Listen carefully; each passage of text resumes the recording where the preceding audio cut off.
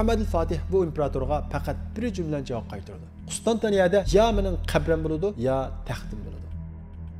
Musulmonlarning bunda qo'rqmas qilayotgani ularning Qur'oni. Chunki ularning Qur'oni ularni o'limga qiziqtiradi. Uni Alloh yo'lida o'lish, shahidlik deb ataydi. Bu sababdan musulmonlar o'limdan qo'rqmaydi. Fransiyalik dаңlıq tarixçi Jiya bütün Yevropa Muhammed el-Fatih'dek birisinin dünyaya kelib qolmaslik uchun duo qilish kerak Tangriga.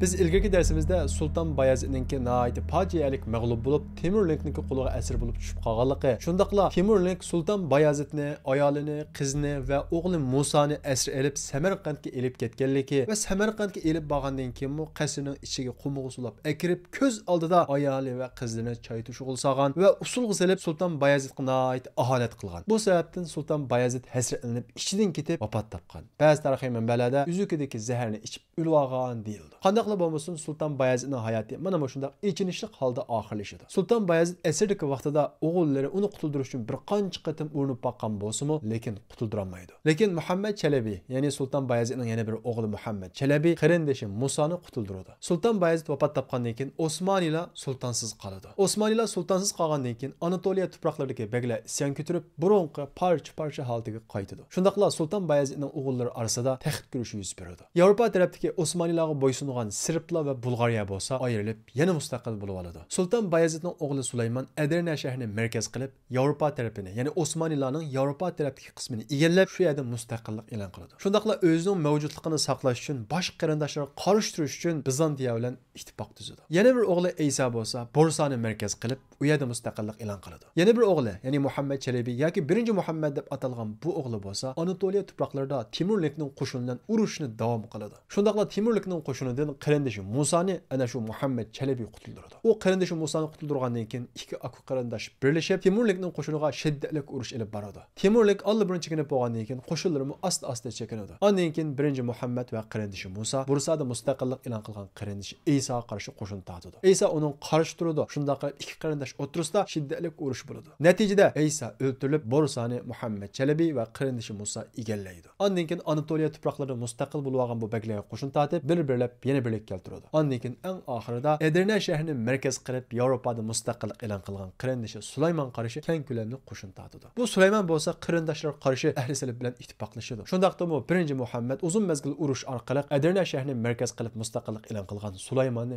mag'lub qiladi. Shunda qilib Yevropa qismini bo'ysundiradi. Ondan keyin Osmoniylardan bosh tortib olgan Bulgariya va Serbiya qarshi qo'shin tortadi. Bu qo'shin tortishda Bizantiya imperiyasi Muhammad Chalabi, ya'ni 1-Muhammad bilan birlashadi, ittifoqlashadi. Chunki u uning qarshi Sulaymon bilan birlashib xatolik o'tkazgan edi. Bu xatolikni yuvish uchun men sen bilan birlashib bu Sirplarni bo'ysundirib beray deb Muhammad Chalabi bilan birlashib Sirplarni va Bulgariyani bo'ysundirishib berdi. Shunda qilib Muhammad Chalabi, ya'ni 1-Muhammad deb atalgan Sultan Bayezidning bu o'g'li 11 yil ichida Anatoliya tuproqlaridagi mustaqil beglarni, Bursada mustaqillik e'lon qilgan qarindoshi Isani, Edirneda mustaqillik e'lon qilgan qarindoshi Sulaymonning hammasini bo'ysundirish bilan birga Serbiya va Bulgariyani bo'ysundirib, Dadiston davridagi Osmoniylar tuproqlarining hammasini qaytadan birlik keltirdi. Shundaqla 1913-yili, ya'ni Dadis vafot etib 11 yildan keyin Osmoniylar Pitrat davri deb atalgan bu uzuk davrini oxirlashtirib, Muhammad 1-Osmoniylarning sultoni deb e'lon qildi. Bu 11 yillik urush jarayonida nurg'unlagan jamilar, yo'llar, ko'riklar yiqilib, buzilib ketgan edi. Bu sababdan Muhammad Chalabi yoki 1-Muhammad Osmoniylar davlatini qaytadan qurg'onchilik qilib, qaytadan yo'llarni o'ngshaydi, ko'rik soladi, masjidlarni bino qiladi, majlislarni bino qiladi. Bu sababdan 1-Muhammad Osmoniylarning ikkinchi qurg'uvchisi deb ataladi. Muhammad Chalabining yoki 1-Muhammadning davrida tunji Masullar harakati Osmoniylarda bosh ko'tardi. U bo'lsa-mu Badruddin ibn Mahmud ismli bir odam biz 3 dinni birlashtiramiz deydigan mush aqidani ko'tarib chiqdi. Ya'ni islom, xristian, yahudi mush 3 dinni birlashtiramiz degan bu aqidani ko'tarib chiqib, atrofiga kishilarni to'playdi. Kunlarning o'tishi bilan uning atrofida kishilar ko'payishga boshlaydi. Odam ko'paygandan keyin u siyosiy harakatga o'tib Osmoniylarga, ya'ni Muhammad 1-ga qarshi isyon ko'tardi. Sultan 1-Muhammad Badruddin ibn Mahmudning odamlar bilan xil uzun tirkishdi. Bu xuddi Seljuk Saljuqilar davridagi Hashshashilarga o'xshash tek aslida aqida, ya'ni xato bo'lgan bir aqida manba qilgan bo'lg'achqa, buningga ishongan kishilar o'zini qurbon qiladi. Bularni yo'qotish uchun fikriy kurash nihoyat muhim o'rin turadi. Bu sababdan ular bilan bo'lgan to'qinish hali uzun davomlashib, oxiri Badruddin ibn Mahmud asriga tushdi. Sulton 1-Muhammad Badruddin ibn Mahmudni qozi mahkamasiga topshirdi. Qozilar Badruddin ibn Mahmudni zindiq degan hukm bilan o'limga hukm qiladi. Shunda qilib uning davridagi bu aqidaviy fikri chiqqan isyon besiqtirildi. Osmonlar tuproqlarining hammasi birlik kelgan bo'lsa-mu, lekin isyon to'liq tinchimiga edi. Sulton 1-Muhammad Osmonlar tuproqini birlik keltirish va isyonlarni tinchitish uchun 8 yil tirishchilik ko'rsatgandan keyin milodiya 1421-yili vafot topadi. Uning o'rniga 2-Murod Osmonlarning sultoni bo'ladi. Sulton 2-Murod Osmoniylar sultonlari ichidagi eng dindor va olim kishi edi. Sulton 2-Murod Qur'onni yodiga biladi. Sahih Buxoriy va Sahih Muslim qatorliq eng ishonchli hadis kitoblarini yodiga biladi. Bu sababdan uning oilasida diniy tarbiya nihoyat kuchli edi. Yana bir tarafdan Sulton 2-Murod askariy sohaga nihoyat ko'ngil biladi va hirisman edi. Bu sababdan u taxtga chiqqandan keyin mush ikki nuqtani alohida chang tutadi. Ya'ni Osmoniylar davlatida islom asosini, islom prinsipini, islom adolatini texmi mustahkamlaydi va askariy qismga zo'r mablag' sarf qurol yasash mahallalarini ko'paytirdi. Sulton 2-Murodning eng chong orzusi bo'lsa, payg'ambarimiz Muhammad alayhissalom bishorat bergan Qustantaniyani, ya'ni hozirgi Istanbulni islom jo'grafiyasi qilish edi. Payg'ambarimiz Muhammad alayhissalom 14 asr burun Qustantaniya, ya'ni Bizantiya imperiyasining poytaxti ozod qilinadi deb buningdan bishorat bergan edi. Shundaqla Istanbulni fath qilgan amir, ya'ni qo'mondan eng yaxshi qo'mondan, u qo'shin eng yaxshi qo'shin deb sifatlagan. Sulton 2-Murod payg'ambarimiz Muhammad alayhissalomning mushu bishoratiga noil bo'lish uchun Istanbulni fath qilishni o'ziga g'oya orzu qiladi. Lekin bu vaqtda Anatoliya tuproqlaridagi isyonlar to'liq tinchimagan edi. Chunki isyonchi beglarni Astriddan ahli saliblar qo'llayotdi. Bu sababdan Sulton 2-Murodning tunji qildigan ishi bo'lsa, Anatoliya tuproqlari va undan boshqa butun Osmonlar tuproqlarini tinchitish, ichki vaziyatni muqimlashtirish bo'ladi. Lekin Sulton 2-Murodga uning tog'asi Mustafa isyon ko'tardi. Shundaqla sultonlikqa o'zini haqliq deb qaraydi. Shundaqla Sulton 2-Murod qarshi turish uchun ahli salib bilan ittifoq tuzadi. Lekin Sulton 2-Murod uning qarshi keng ko'lamli qo'shin tortib, uni bostirdi. Shundaqla tog'asi Mustafani Qozixonga topshirib berdi. Qozixon isyonchi, inqilobchi degan bu nom bilan uni o'limga hukm qiladi. Ondan keyin Sulton 2-Murod uni Astriddan qo'llagan, ya'ni tog'asini Astriddan o'ziga qarshi qo'llagan Bizantiyaning adibini birish uchun, shundaqla o'zining orzusini amalga oshirish uchun Istanbul qarab yo'lga chiqadi. Sulton 2-Murod zo'r qo'shin bilan Istanbulga kelib, Istanbulni muhosiraga oladi. Shiddat bilan Istanbulni fath qilish uchun menchaniq etib hujum qiladi. Lekin bu vaqtda Anatoliya tuproqlaridagi baglar yana isyon ko'tarib inqilob qiladi. Shundaqla ularni Vengriya podshohi Astriddan qo'llaydi. Bu sababdan Sulton 2-Murod yana muhosirani bushtib Anatoliya tuproqlariga chekinishga majbur bo'ladi. Va Anatoliya tuproqlariga borgandan keyin u yerdagi isyonni unumlik, natijalik tinchitadi. Ondan keyin bu isyonchi baglarga yordam bergan ahli salibni adablash uchun ular qo'shin topmoqchi bo'ladi. Lekin bu vaqtda Greklar bilan Vensiyaliklar birlashib Sulton 2-Murodga tahdid soladi. Sulton 2-Murod ularning tahdidiga pisand qilmay, milodiya 1430-yili Agar dengizi orqali hujum qilib, Vensiyaliklarga tava bo'lgan Salonikni egallaydi. Ondan keyin yana ishkilab Albaniyaning ko'p qismini egallaydi. Ya'ni Albaniyami Osmonlarga tava bo'ladi. Keyindan Sulton 2-Murod isyonchi baglarga yordam bergan Vengriya podshohligiga qo'shin tortadi. Va shundaqla u yerda cho'ng urush bo'ladi. Bu urushda Sulton 2-Murod g'alaba qilib 70 ming dushman qo'shinni asirga oladi. Shundaqla Vengriya mana mushu davrda Sulton 2-Murodning qo'lida Osmonlar tuprog'iga tava bo'ladi. Sulton 2-Murodning Yevropa tuproqlarini bir-birlab o'zining zaminiga qo'shishi Yevropa dunyosini nihoyat qattiq cho'chitdi. Bu sababdan bosh papa Osmoniylarga qarshi 3-qatimliq ahli salib urushi safarbarlik e'lon qiladi. Natijada g'oyat zo'r qo'shin tashkillanadi. Ahli salib qo'shini ana shu zo'r qo'shini bilan Sulton 2-Murod qarshi keng ko'lamli qo'shin tortadi. Shundaqla Sulton 2-Murod bilan 3 qatim orqa-marqa uda urush qiladi. Bu urushda Sulton 2-Murodning o'g'li Alauddin va eng dangli qo'mondonlari, vazirlari shahid bo'ladi. Shundaqla bu urushda Sulton 2-Murod mag'lub bo'ladi va amalsiz 1447-yili Vengriya podshohi bilan sulhlashib, Serbiyani uning qaytarib beradi. Vengriya tuproqlarini egallagan Villachani Vengriyaga qaytarib beradi. Shunda qilib Sulton 2-Murod bir oz keyinga chekingan bo'ladi. Bu urushga mag'lubiyat va bu urushda Sulton 2-Murod o'zining o'g'li va yaramli qo'mondonlardan ayrilib qolgandan keyin bu ish Sulton 2-Murodga nihoyat ig'ir keladi. Bu sababdan o'zini o'ngishib olish, ma'naviyatini kuchlantirish uchun taxtni 14 yoshli o'g'li 2-Muhammad yoki Muhammadul Fatih deb atalgan o'g'liga qoldirib, o'zi Oydinga ketib shu yerda istiqomat qilishga boshlaydi. Sulton 2-Murodning taxtni 14 yoshli bolasi qoldirib, o'zining yolg'iz bir kishilik hayotga qaytganligini anglagan Yevropa buni fursat deb biladi va tuzishgan ahdlarini buzib Osmoniylarga qarshi tayyorlikni boshlaydi. Shundaqla Osmoniylarningki eng kuchli muhofazachi qo'shini bo'lgan Yenicheylar 14 yoshli Muhammad Fatihga qarshi isyon ko'taradi. Istanbul shaharlarini bulang-talang qilib, fuqarolarni o'ldiradi. Fuqarolarning mol-mulkini bulang-talang qilib, mana shunda qalaymiqanchilik chiqarishga boshlaydi. Shundaqla Vengriya podshohi Sulton 2-Murod bilan 10 yillik tinchlik kelishimi imzolagan bo'lsa-mu, buni qo'yishini buzib, Osmanlılarga hujum qilish uchun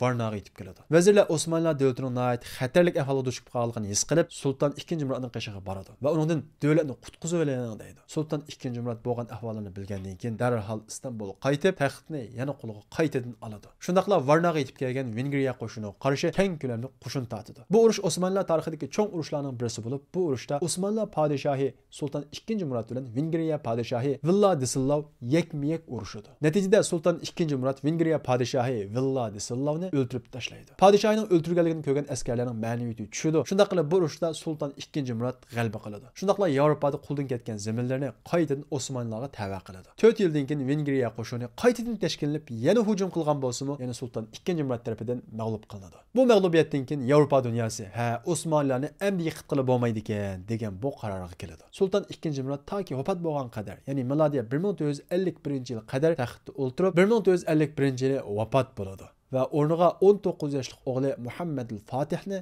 taxt varis qiladi. İkinci Muhammed yoki Muhammad al-Fatih Osmanlılarning 7-sultoni bo'ladi. Yuqorida o'tganimizdek Sultan 2-Muratning ikki alohidaligi bor edi. Birisi bo'lsa nihoyat dindor, shundaqla olim kishi edi. Qur'on, Sahih Buxoriy, Sahih Muslim yodisqa biladi. Yana bir tarafi bo'lsa askariy qismga nihoyat ko'ngil biladi. Mana bu sababdan uning oilasida yetishgan o'g'li Muhammad al-Fatih nihoyat dindor edi. Ya'ni u olimlarning qo'lida tarbiyalangan. Muhammad al-Fatihning eng chong ustozi bo'lsa Halablik arab shayx Aqshamsiddin edi. Aqshamsiddin Muhammad al-Fatihga dastlabda Qur'on yodaldirgan, ondan keyin Sahih Buxoriy va Sahih Muslimni yodaldirgan. Undan boshqa Sultan Muhammad Fatih arab tili, Paris tili, Grek tili, Yunon tili, İtalya tili qatorliq 7 tilni ravon biladi. Eng muhimi Aqshamsiddin Muhammad al-Fatihga sen payg'ambarimiz Muhammad alayhissalom bishorat bergan Istanbulni fath qildigan eng yaxshi amir sen deb bu gapni uning ruhiga singdirgan edi. Bu sababdan Muhammad al-Fatih men Istanbulni fath qilaman degan mushu iddiada mushu ruhda o'sib cho'ng bo'lgan. Sultan Muhammad Fatih taxtga chiqqandan keyin tunjulib qilgan ish bo'lsa madrasa ishlarini ra'laydi. Shundaqla madrasaning darslik tuzish ishiga o'zimi bevosita qatnashadi. Harbiylar ichida yangidan islohot ilib boradi. Ya'ni u taxtga chiqib 2 yil ichida davlat tuzumida xil o'zgarishlarni, islohotlarni paydo qiladi. Shundaqla Muhammad al-Fatih Samaniya madrasasini quradi va bu maktabga O'rta Osiyodan turli olimlarni taklif qilib, matematika, astronomiya va turli sohadagi hamma fanlarni o'rgatadi. Masalan, mashhur olim Ali Qushchini Muhammad al-Fatih Samarqanddan yuqori maoshini taklif qilib kelgan. Ondan keyin Sultan Muhammad al-Fatih o'zining g'oyasi va oxirgi nishoni bo'lgan Istanbulni fath qilish uchun o'ylashga boshlaydi. Bilganimizda Qustantiniya deb atalgan bu Istanbul Bizantiya imperiyasining poytaxti bo'lib qolmay, Ortodoks xristianlarningki muqaddas shahri edi. Xuddi bizga Makka Madina qanda bo'lsa, Ortodoks xristianlar uchun Istanbul shundoq muqaddas edi. Bu sababdan xristianlar Istanbulni qo'g'dash uchun har qanday narsani voz kechishga tayyor edi. Lekin bizning payg'ambarimiz Muhammad alayhisalom nihoyat aniq qilib, chuqum Istanbul fath qilinadi deb bishorat bergan. Bu sababdan Amaviylar davrida tunji qatim milodiy 669-yili Muaviya davrida o'g'li Yazid boshchiligidagi qo'shin Istanbulni fath qilish uchun bu yerga kelgan. Lekin fath qilinmay qaytib ketgan. Ikkinchi qatim yana shu Amaviylar xalifasi Sulaymon 717-yili Istanbulni fath qilib, ana shu bishoratga erishish uchun qo'shin tortgan. Lekin yana fath qilinmay qaytib ketgan. Uchinchi qatim Abbosiylar xalifasi Harun Rashidmi Istanbulni fath qilishni qo'shin tortib baqqan. Undan boshqa kichik urinishlar bo'lgan Sultan Olib Arslanmi tirishib baqqan, lekin fath qilinmagan. Milodiy 1453-yili rasmiy shaklda Sultan Muhammad al-Fatih Istanbulni fath qilish uchun plan tuzishga boshlaydi. Shundaqla qal'aning sepilining qalilligi, buni qaysi xil turdagi zambirak busalaydi, nerdan kirsak bo'ladi, nerdan kirgili bo'lmaydi deganga o'xshagan Istanbulning butun xaritini oldiga akab qo'yib, nurg'ulg'an olimlarni atrofiga to'plab Istanbulni fath qilish uchun plan tuzishga boshlaydi. Yana bir tarafdan qo'shinni kuchaytirib, Istanbulni fath qilish uchun maxsus 260 ming kishilik qo'shin hozirlaydi. Olim ulamolar bu qo'shinning ma'naviyatini kuchlantirdi. Bilganimizdek Istanbulning strategik o'rni nihoyat muhim bo'lib qolmay, Istanbul sepillari 3 qat edi. Ya'ni bir sepilni bosish bilan kirgili bo'lmaydi. Dengizdan keladigan xavfning oldini olish uchun xolis qo'ltiqqa nihoyat cho'ng zanjir tashlangan edi. Ya'ni dengizdan kirgili bo'lmaydi. Mana bu sababdan Muhammad al-Fatih faqat sepilni bosmasak boshqa yo'li yo'q-ekan deb o'ylaydi va qanday qilib bu Istanbul sepillarini, ya'ni 3 sepilning hammasini boskili bo'ladi, qaysi zambirak busalaydi deb izlashga boshlaydi. Lekin Osmonlarning qo'ldagi zambirakning hech qaysi o sepillarni busanmaydi. Oxirida Vengriyalik bir injerningki mushu sepilni busalaydigan cho'ng zambirak yasalaydiganligini biladi va u injerni izlashga boshlaydi. U vaqtda bu injer bo'lsa Bizantiya imperiyasining zindonida edi. Buni bilgan Muhammad al-Fatih plan tuzib, buni qutuldirish uchun harakat qiladi. Tarixiy manbada bu injerning qutuldirish shakli ikki xil xil shaklda bayon qiladi. Bir xil shaklda bo'lsa, Osmanlılar Bizantiya imperiyasidan chegaradashadigan yaqin zamindan tonul kovlab, ana shu vengriyalik mahbusba zindanning ichidan teshib chiqib, ondan keyin qutulib chiqqan deyildi. Yana bir manbada bo'lsa, Muhammad al-Fatihning jasuslari, ya'ni Bizantiya imperiyasi ichidagi jasuslar uni qutuldirib chiqqan deyildi. Qanday bo'lmasin, natijada Muhammad al-Fatih bu injenerni Bizantiya zindonidan qutuldirib chiqadi. Shundaqla uningga ketarlik butun narsaning hammasini hozirlab beradi. Bu zambrak ustida necha oy jafoliq ishlash natijasida bu zambrakni bitiradi. Ondan keyin Muhammad al-Fatih eng puxta kiyimlarni dengiz piloti hozirlaydi. Shundaq qilib ma'naviy, moddiy va ichki tayyorliklarning hammasi bitgandan keyin milodiya 1453-yili 29-may kunisi İstanbulni fath qilish uchun keng ko'lamli hujum boshlaydi. To'xtamasdan zambrak etiladi. Zambraklar sepillarni bosib o'tadi, lekin ichidagi askarlar jon tikib erishib, ahli silib qo'shini nihoyat mustahkam mudofaat turadi. Shunda qilib musulmonlar qo'shini bilan ahli silib qo'shini o'tirisidagi bu urush xil uzun davomlashadi. Lekin Muhammad al-Fatih Istanbulga kirmaydi. Vazirlar, qo'mondonlar umidsizlanishga boshlaydi. Lekin Aqshamsiddin Muhammad al-Fatihga to'xtamay energiya berib, uni ruhlantirib turadi. Oxirida Muhammad al-Fatih hech kimning aqliga kelmaydigan, shundaqla aql qabul qilmaydigan darajada dengiz pilotini quruqliqcha mangdirib, ya'ni quruqliqqa yog'och tezib, shuning ustidan mangdirib, Xalij qo'ltig'iga tashlangan u cho'ng zanjirni aylantirib, o'tkazib, ondan keyin qo'ltiqqa tushib, ondan keyin dengiz yo'li orqali hujum qiladi. Mana bu usuldan Muhammad al-Fatihning islom qo'shini g'albaga qarab yuzlanadi. Bizantiya imperatori Muhammad al-Fatihga xat avatib, sulhi talab qiladi. Shundaqla qanchalik ulpan desanglar topshiray, chekinsanglar deydi. Muhammad al-Fatih bu imperatorga faqat bir jumladan javob qaytaradi. Qustantaniyada ya mening qabrim bo'ladi, ya taxtim bo'ladi. Ondan keyin Muhammad al-Fatih hujumni yana teziltirdi. Natijada Istanbul sepilining ishga ishlab Muhammad al-Fatih va uning boshchiligidagi qo'shin, vazir ulamolar Istanbulga keladi. Ichidagi ortodoks xristianlar nihoyat qo'rqib ketadi. Chunki bunday urushlarda ahli salaflar bir shahar kirgandan keyin shu shaharning aholisini qirg'in qiladi. Lekin Muhammad al-Fatih kirgandan keyin ortodoks xristianlarni hammanglar azod, hammanglar uyanglarga qaytinglar deb ularga omonlik beradi. Shundaqla Qustantaniyadagi butun cherkovlarning yarmini shu pit qilib qo'ydi. Yarmini bo'lsa masjidga o'zgartirdi. Shundaqla ortodoks xristianlarning muqaddas cherkovi bo'lgan Aya Sofiyani masjidga aylantirdi. Ondan keyin Istanbulni tunji qatim fath qilish uchun kelgan qo'shin ichida kelgan payg'ambarimiz Muhammad alayhisalomning sahobisi Abu Ayyub al-Ansarining qabrisini izlashga boshlaydi. Natijada bu qabrni topadi. Muhammad al-Fatih bu qabrning qashiga bir jami soldirdi. Bu jami hali ham Istanbulda mavjud bo'lib, Sultan Ayyub jamisi deb ataladi. Muhammad al-Fatih Boz Ertuğrul G'ozining qilichini mana shu jamining ichiga qo'ydi. Shundaqla Osmonli sultonlari sultonlik unvonini olmoqchi bo'lsa, taxtga chiqmoqchi bo'lsa, mana shu jamining ichida shu qilichni olib, ondan keyin chiqadigan shundaq siyosiy va diniy murosim markaziga aylantirdi. Muhammad al-Fatih Istanbulni ozod qilib bo'lgandan keyin bir tarafdan Istanbulni isloh qilish va uni taraqqiy qildirish uchun kirishgan bo'lsa, yana bir tarafdan Yevropadagi fathisini yana davomlashtiradi. Oldin Serbiyaga qo'shin tortdi. Bilganimizdek Serbiya ulpan topshirishga majbur bo'lib Osmonlilarga qaram bo'lgan bo'lsa-mu, lekin har vaqt keyin xanjar urush ehtimoli bor edi. Bu sababdan Muhammad al-Fatih Serbiyaga qo'shin tortib, o'ziga qaram emas, mutlaq o'ziga tava qilib Osmonlilarning bir tuproqqa qiladi. Keyindan ulpan topshirishni rad qilgan Bosniyaga urush ochib, Bosniyani Osmonlilarning bir viloyati qiladi. Bu sababli Boshna xalqi top islomga kirishga boshlaydi va Bosniyadan 30 ming yosh Osmonlilar qo'shiniga askari bo'lib tizildi. Istanbulning qo'ldan ketishi, keyindan Serbiyaning qo'ldan ketishi, ya'ni Yevropa dunyosini qattiq cho'chitdi va qattiq qo'rqinch soldi. Bu sababdan Yevropada yana bosh papa urush safarbarlik e'lon qiladi. Lekin bu urush safarbarlikka g'alabalik bo'lolmay, ichki jihatda da'talash chiqib ketib, mag'lub bo'ladi. Yevropaning mana shunday ichki urushga petib qolishi ularni Muhammad Fatihning oldida tayyor bir o'ljuga o'xshash holga keltirib qo'ydi. Natijada Sultan Muhammad al-Fatih Vengriya,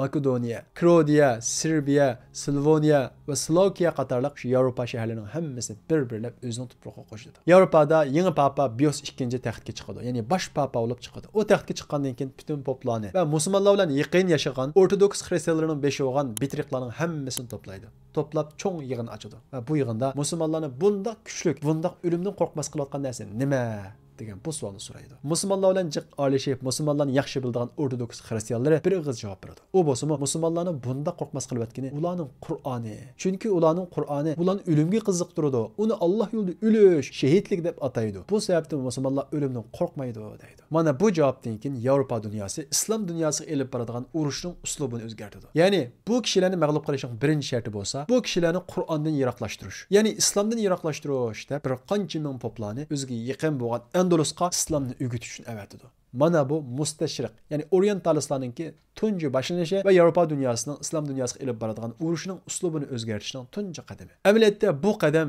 Osmonlarning keyingi davrda, hatto Osmonlarning yiqilishida, hatto bugungi kunimiz qadar unum beryotidi. Masalan, xristianlar, ahli salaflar Andalusga borib islomni o'rgangandan keyin islomning nega hujum qilsak bo'lganligi, qayadan gap qilsak musulmonlarni oldig'ili bo'lganligi, qanday qilib musulmonlarga shubhi, shak tashlag'ili bo'lganligini tadqiq qilib, o'shunda qalaymaqon fikr, qalaymaqon aqida taqitishga boshlaydi. Masalan, bugungi kunimizda bu xil shakldagi kishilar mavjud. Masalan, o'zi musulmon turib musulmonni tuvan ko'radi, o'zini musulmon deydi, lekin kofirni cho'ng biladi, kofirni hurmatlaydi, musulmonning qilgan ishlarini yaratmaydi, ko'zga ilmaydi. Ya'ni o'zi musulmon, ammo musulmonlarni yaxshi ko'rmaydi. O'zi musulmon, ammo islomga amal qilmaydi. O'zi musulmon, lekin islomdan umid kutmaydi. Boshqa bir dindan, boshqa bir iqlimdan umid kutadi. Bu shuning hammasi orientalistlarning, ya'ni sharqshunoslarningki musulmonlarga elib borgan fikriy kurashning bir mevasi, natijasi. Ya'ni ular ana shunday fikriy kurashlar orqali har xil iqlimlarni, har xil fikrlarni taqitish orqali musulmonlarni o'zining aqidasini xuduksaydigan, musulmonlarni o'zining aqidasini nafratlanadigan, o'zining dinidan nafratlanadigan shunday holat keltirib qo'yadi. Amaliyotda ular uyg'urcha gap qilsa-mu, o'zini bir millatning qutqazuvchisi va yoki islohotchi shaklda ko'rsatsa-mu, ular o'zi bilib yoki bilmay ana shu orientalistlarning qo'shinlari, ahli salafning askarlari. Ular fikriy jihatda musulmonlarga ana shunday kurash qilib, musulmonlarni e'tiqodidan, iymondan ajratadi. Masalan, bugun kunimiz qarab boqadigan bo'lsak, o'zini olim degan kishilar va yoki fanniy jihatda ma'lum yerda ishlaydigan olim deb atalgan kishilar asosli xalqimizni islomdan yiroqlashtirish, islomdan ajratish uchun to'xtamay harakat qiladi. Masalan, musulmonning bir aybi, bir kamchiligi bo'lsa, uni oltin tatadigan, nayt zil tarozi bilan tatadi. Ammo kofirlarning nurg'un axloqsizligi, nurg'un kamchiligi bo'lsa, uni ig'ir mashinlarni tatadigan bu tarozilar bilan tatadi. Ya'ni musulmonning kamchiligi nayt cho'ng ko'rinadi, ammo kofirning kamchiligi ko'masga soladi, uni to'g'riga tushunadi. Demak, bu nerdan kelib chiqqan narsa? Bu fikriy jihatdagi bir kurash. Bu kurashda mag'lub bo'lib, dushmanning askariga aylangan kishilar. Balkim hatto o'zimi bilmasligi mumkin. Bu fikriy kurashda o'zimi ishinib, aldangan, o'zining kimligini yo'qotgan, manqurtlashgan bo'lishi mumkin. Chunki bu fikriy kurashning yiltisi nayt cho'nqur. Mana shu milodiya 1950-yildan boshlangan. Shunga musulmonlar o'yroq bo'lishimiz kerakki, o'zi musulmon deb turib musulmonlarga nashtrini sanjiydigan, musulmonning kichik aybini yo'g'intadigan, musulmonlardagi qisman kamchilikni umumlashtiradigan, ammo kofirlarni, xristianlarni, yahudlarni ko'rsa, ularni maqtab, ularni ko'k ko'taradigan mana shunday kishilar bo'lsa, ular ahli salaflarning, krist qo'shinininki fikriy jihatda kurash qiladigan askarlar. So'zimiz qaytib kelsak, Muhammad al-Fatih Istanbulni fath qilib, to'liq tinchlikni amalga oshirgandan keyin Qustantiniyaning ismini Istanbul degan bu ismga o'zgartirdi. Ondan keyin atrofdagi islom davlatlariga, ya'ni Mamlukiylar davlati va undan boshqa davlatlarga xat avatib, Istanbulning fath qilinganligi bilan bishorat berdi. Bu vaqtda Mamlukiylar davlatining poytaxti bo'lgan Qohirada 3 kun tantana qilinadi. Musulmonlar o'ylarini bizab xuddi bayramdek o'tkazadi. Shundaqla Muhammad al-Fatihning nomi butun dunyoga tarqaydi. Chunki Muhammad al-Fatih Sharqiy Rim imperiyasini tarixga aylantirgan edi. Ammo shu vaqtda yana bir islom jug'rafiyasida musulmonlarga qarata nayt qirg'inchilik ilib berilyotdi. U yer bo'lsa-mu Andalus. Ya'ni shu milodiya 1980-yillarda Andalusda xristianlar, ahli salaflar musulmonlarni tirik tug'izib, burunlarini, quloqlarini kesib, temir muzayning ichiga solib, ostidan o't qalab, shunda qiynayotdi va mahkamalarni qurib Andalusda islom kimligi musulmonlarga qarshi ajoyib, ichinishli, fojialik qirg'inchiliklarni ilib beryotdi. Mana bu xabar Sultan Muhammad al-Fatihga yetib keldi. Muhammad al-Fatih Andalusdagi mazlum musulmonlarni qutuldirish uchun zo'r qo'shin tashkillashga kirishdi. Lekin ana shunda qo'shin tashkillayotgan paytida milodiya 1981-yili 51-yoshida Muhammad al-Fatih vafot topdi. Muhammad al-Fatihning vafot topishi Yevropaga cho'ng xo'sh xabar bo'ldi. Hatto Yevropa xalqi bayram qildi. Fransiyalik danliq tarixchi Jiya butun Yevropa Muhammad al-Fatihdek birisining dunyoga kelib qolmaslik uchun duo qilish kerak Tangriga deb aytdi. Sultan Muhammad al-Fatih vafot topgandan keyin uning o'rniga kim sulton bo'ladi? Keyindan chiqqan sulton Andalusdagi musulmonlarga qo'shin tatamdi. Undan keyingi Osmonlarning davri qandoq bo'ladi? Bu haqda kitoblarni biz keyingi darsimizda tafsiliy so'zlaymiz. Izlar bisib üzülmedi bu karvan, Toğulmakta Hamza kabi hem Arslan. Izlar bisip üzülmedi bu karvan, Toğulmakta Hamza kabi hem Arslan.